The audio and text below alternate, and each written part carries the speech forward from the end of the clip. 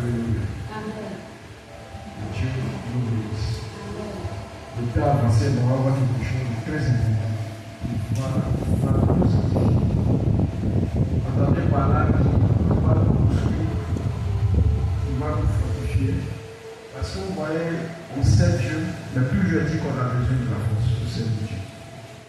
Dans toute mission du Seigneur, tu auras besoin de force. Regardez quand, après la mort de Moïse, Josué qui devait succéder à Moïse, ce n'était pas une messe à faire de prendre la relève. Parce que non seulement Josué était Dieu, vu le charisme que Moïse a manifesté, tout successeur de Moïse, dans un premier temps, savait que ça n'allait pas être facile. Et quand tu succèdes à un grand leader, un grand homme, c'est vraiment pas facile. Il y a plusieurs questions sur toi. Est-ce que tu pourrais être comme lui? Est-ce que tu pourras remplir la mission de façon convenable? Est-ce que tu pourras bien le faire? Surtout que le peuple est habitué à Moïse. Dieu a dit quelque chose à Moïse, dit quoi? Fortifie-toi. Le bon courage. Non, ça veut dire que l'œuvre de Dieu, c'est pas en direct, c'est ça que tu fais. Ça veut dire que l'œuvre de Dieu a besoin que nous soyons fortifiés et que nous prenions courage. Mais quand Dieu dit à Moïse une telle parole, ça veut dire que c'est Dieu lui-même qui doit fortifier Moïse. Mais Moïse doit faire des dispositions pour recevoir cette force, pour recevoir la grâce. Fortifie-toi, ça veut dire quoi? Soit dans les dispositions. Ça veut dire quoi? Un courage et la foi. Quand tu es le Seigneur, il n'a aucune crainte, il n'a aucune appréhension, il n'a aucune peur. C'est un peu ça dans l'œuvre de Dieu, c'est ce dont tous nous avons besoin. Y a-t-il une mission que Dieu veut te confier? Y a-t-il quelque chose à laquelle Dieu t'appelle à faire? Y a-t-il une œuvre à laquelle Dieu t'appelle à faire? Il ne faudrait pas que tu aies peur de cela. Est-ce que vous comprenez? Dans l'église, vous voyez, non? On en parle des dons spirituels, des dons charismatiques. Ça veut dire que Dieu lui-même est prêt à nous doter des dons. Lui-même est prêt à nous donner ce qu'il faut pour remplir la mission. La seule chose dont Dieu a besoin, c'est notre disposition. La seule chose dont Dieu a besoin, c'est notre foi. Et que nous faisons confiance en Dieu. Ça, c'est ce que Dieu cherche à nous. Et regardez Moïse. Non, pas Moïse. Josué, sa mission c'était d'entrer à Canaan. A-t-il réussi? Non. Il a réussi. Vous êtes d'accord? Donc ce n'est pas facile. Quand Dieu lui dit fortifie, c'est parce que Dieu connaissait le cœur de Josué. Et il dit prends courage. Nous encore sois fidèle dans la parole de Dieu. Il dit le livre de la loi. Que celui de la loi ne s'éloigne point de ta bouche. Médite-le jour et nuit. À marcher conformément selon la parole, c'est alors que tu réussis. Le succès de l'idée question était lié à la mission que Dieu lui avait assignée. Et Dieu lui donne alors tous les secrets. Dieu lui donne tous les paramètres que Moïse, que Josué doit pouvoir prendre pour pouvoir réussir la mission. Il dit tu auras le succès et tu auras la réussite. Et Josué a réussi à cela. Nous qui sommes là aujourd'hui, c'est la même chose que Dieu nous demande. Quand nous venons au Seigneur, laissez-moi vous dire, c'est vrai que la plus grande raison pour laquelle Jésus est mort sur la croix est que nous soyons pardonnés de nos péchés. Et que le sang de Jésus-Christ nous sanctifie pour l'âme. Et que nous puissions être sauvés. Mais cela implique beaucoup d'autres choses. Qu'est-ce que je veux dire? Jésus qui meurt sur la porte pour nous sauver de Dieu. Nous allons partir au ciel. Je n'en disconviens pas. Mais ce n'est pas seulement pour ça que Jésus est mort. Alléluia. Dans la moelle de la résurrection de Christ, Dieu alors va nous donner la force de le servir. Autrement dit,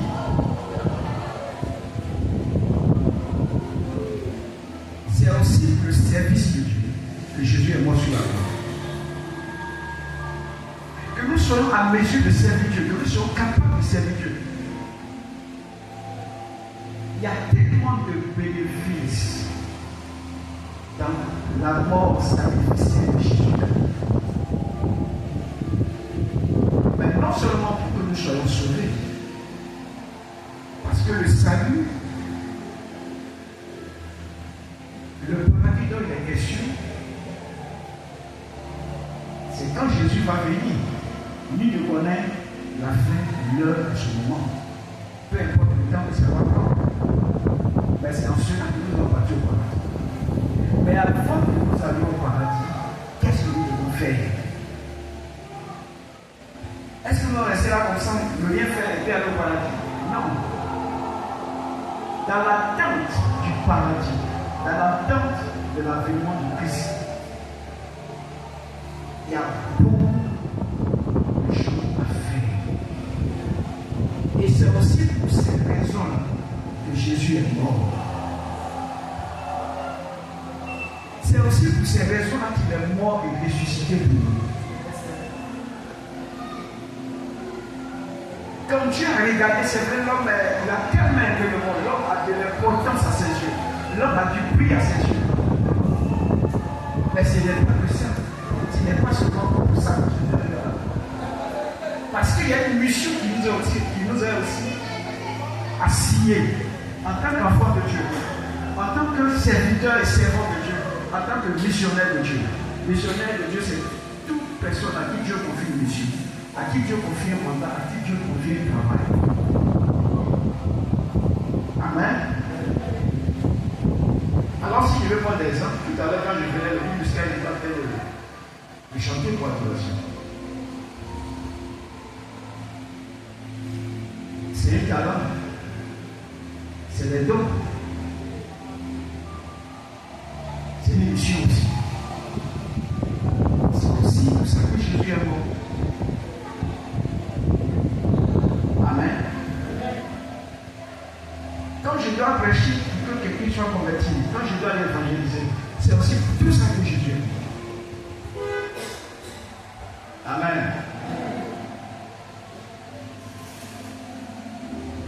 Quelle est la mission que Dieu te demande? Qu'est-ce que tu dois faire pour Dieu?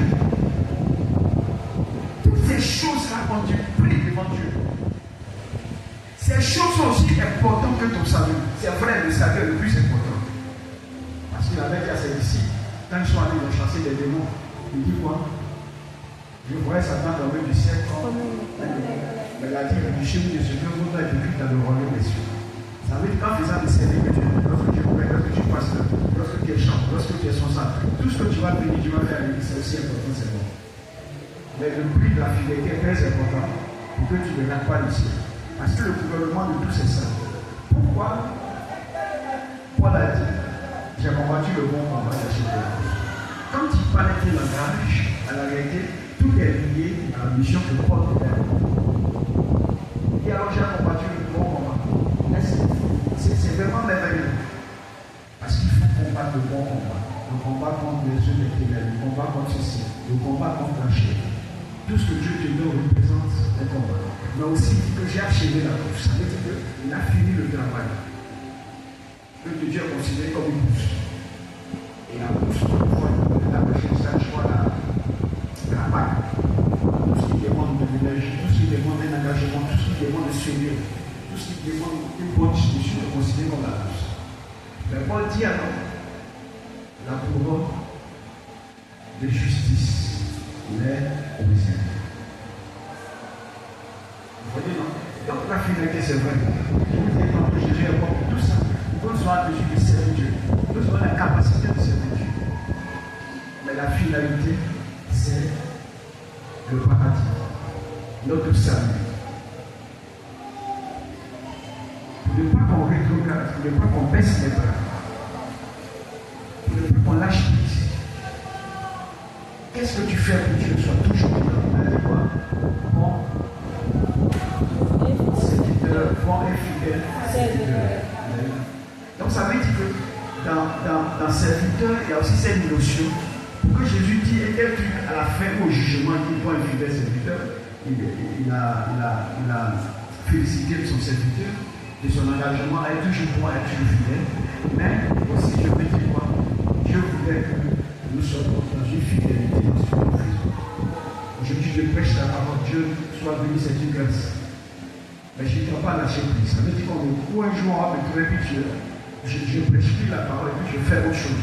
Quand il parlait de moi, c'est tout seul avec moi. À ceux-là qui ont délaissé le service, ils sont allés voir. Ils sont entrés dans la mondanité. Ils sont entrés dans les yeux de la chair.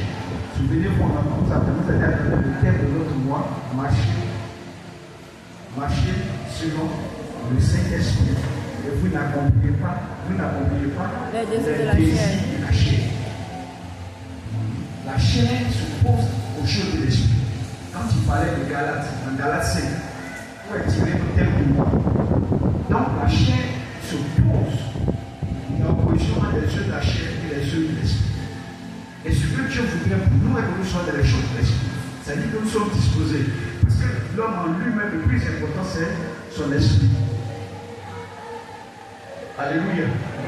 L'homme en lui-même, le plus important, son esprit. Il dit qu'il pense que son esprit ne peut évidemment pas de son âme. Parce que là, par rapport à tout ça, mais la chair, le corps lui est venu.